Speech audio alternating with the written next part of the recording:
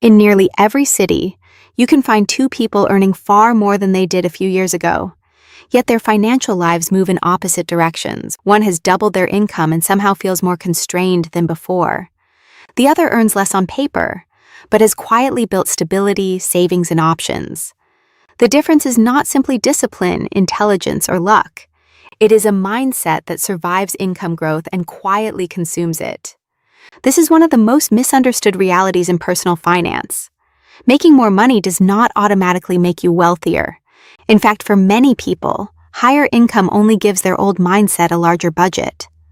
The habits that once looked harmless at a lower income level become expensive at a higher one.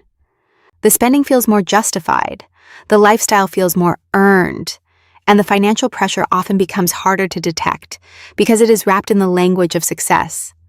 That is why so many people remain poor even after they start making good money.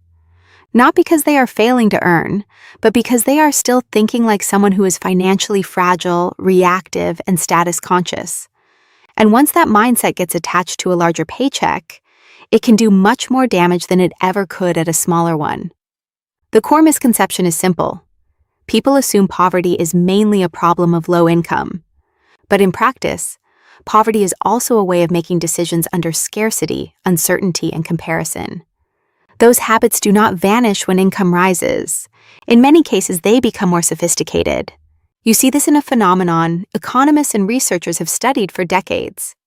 Lifestyle inflation. As income rises, spending rises with it. Not always irresponsibly at first. Sometimes it is subtle and socially rewarded. A better apartment, a newer car, more expensive meals, faster upgrades.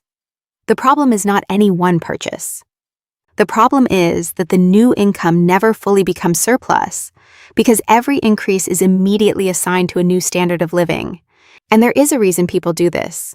When money finally starts coming in, it feels rational to improve your life. After years of limitation, the mind interprets spending as progress. You are not being reckless, you are finally enjoying the rewards. That is why this pattern is so durable. It does not feel like waste, it feels like deserved correction, but the evidence shows that this creates a dangerous illusion. The person who moves from earning $50,000 to $100,000 and immediately doubles their expenses may feel richer, but financially they are often standing in the same place. Their margin has not improved, their vulnerability has not improved, their freedom has not improved. In a practical sense, they are still one disruption away from stress. This is the first hidden cost. Higher income without a changed mindset often produces higher consumption, not higher security. That matters because wealth is not just what you earn. Wealth is the gap between income and lifestyle. If the gap never widens, the income increase has been absorbed by identity, convenience, and social signaling. And that brings us to the deeper issue. Poor mindset is not just about spending too much. It is about defining money in a way that keeps you trapped inside the present. A financially limited mindset treats money as something to be consumed, displayed, or defended, rather than converted into future leverage. The question becomes, what can I buy with this? Instead of, what can this do for me later? That difference sounds small, but it changes everything. One mindset turns income into temporary pleasure. The other turns income into optionality. You can see this clearly in how people respond to bonuses, raises, and windfalls. Someone with a scarcity mindset often begins by imagining a long list of purchases that would finally make life feel balanced. Some of those purchases may even be reasonable. But notice what is missing. Very little of the money is automatically assigned to freedom. Hardly any of it is reserved for investing, resilience, or reducing future pressure. The money is quickly given a job that makes life look better today, even if it leaves tomorrow unchanged. Research on financial behavior consistently shows that many people struggle not with understanding compound growth, but with delaying gratification in the face of immediate social and emotional reward. And that is important, because compound growth is one of the few forces in finance that genuinely rewards patience at scale. A modest amount invested consistently over time can outperform dramatic income spikes that are repeatedly spent. But that only happens when the mindset allows money to leave your hands before your lifestyle claims it. The poor mindset also reveals itself in debt. Not all debt is bad, but the wrong relationship to debt is extremely expensive. People with a scarcity-driven view often use debt to accelerate a lifestyle they have not earned through actual surplus. They finance status, convenience, and emotional relief. The monthly payment then quietly becomes the new anchor around which the rest of life revolves. This is where higher income can make the trap worse. A larger paycheck does not automatically reduce bad debt behavior. It can normalize it. The payment looks affordable, so the financial danger is overlooked. But affordability is not the same as efficiency. A car payment that fits a bigger salary may still be a claim on future cash flow that could have been invested, saved, or used to create flexibility. Multiply that across several categories, and the result is a life that appears elevated but remains financially brittle. The hidden consequence is that poor mindset converts income into obligations. Every upgrade creates a maintenance cost. A more expensive home means more property tax, more repairs, more utilities. A nicer car means higher insurance, higher depreciation, higher replacement pressure.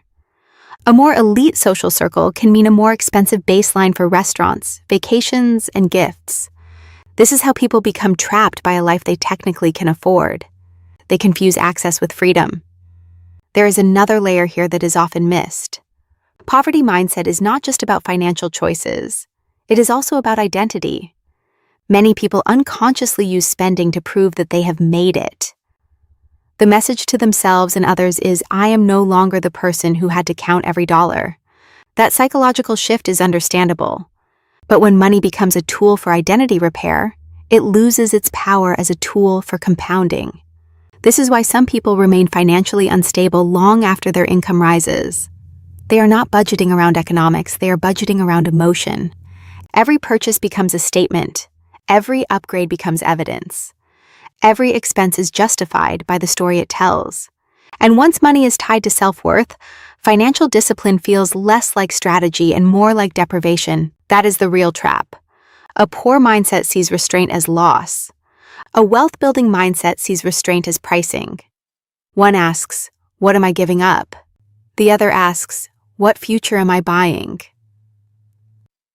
That second question changes the entire architecture of decision-making. It makes delayed gratification practical rather than moralistic. It turns saving from an act of sacrifice into an acquisition of independence. The strongest evidence for this comes from observing people who build wealth quietly. They do not necessarily have extreme incomes at the start. What they tend to have is a lag between earning more and living more. They let income rise ahead of consumption. They create room for investments to accumulate before they redesign their standard of living. This lag is the hidden engine of wealth creation, and most people eliminate it the moment money becomes available. In other words, wealth is often built in the space between increases in income and increases in lifestyle. Poor mindset closes that space instantly. There is also a broader economic truth here. Modern life is designed to make spending feel like success. Advertising, social media, and peer comparison constantly redefine normal upward. What used to feel luxurious now feels average. What used to feel average now feels insufficient. The result is that many people are not chasing wealth at all. They are chasing the appearance of having escaped financial anxiety, even while recreating it in a more expensive form. This is why making more money can actually be dangerous if your relationship to money has not changed. The larger the income, the more convincing the illusion becomes. You can now afford the behaviors that once would have exposed the problem immediately. The math is delayed, not eliminated. Then years later, people look back and realize they were earning well but accumulating little. The good news is that the solution is not austerity, and it is not becoming morally superior with money.